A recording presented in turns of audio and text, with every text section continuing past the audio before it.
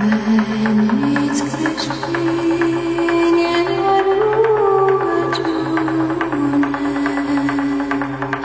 în casa lui cel sfânt. Veniți creștini plecați genunchii și fruntea voastră la pământ.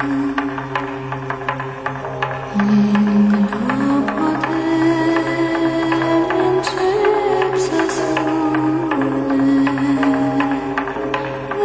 înzoi cu glasul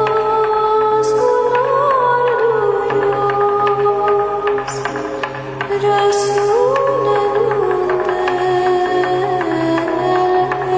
tainic,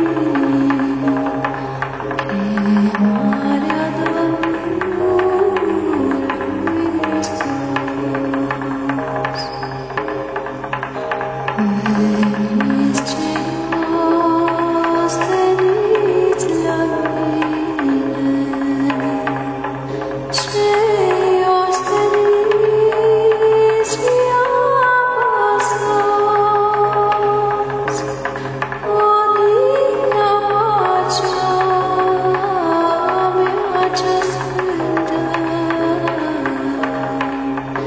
și mângâiere să luați.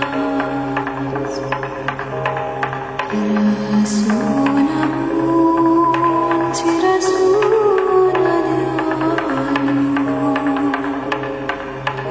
pământul întreg de glasul sfânt.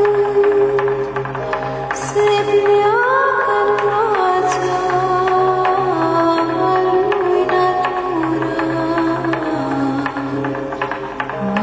văzduhul tot cu nori și vânt.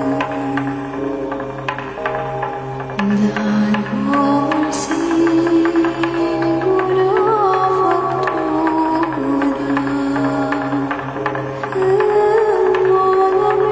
îmbolnăvit cu chip ceresc, azi nu mai vrea să-i aminte. La glasul cel dumnezeiesc,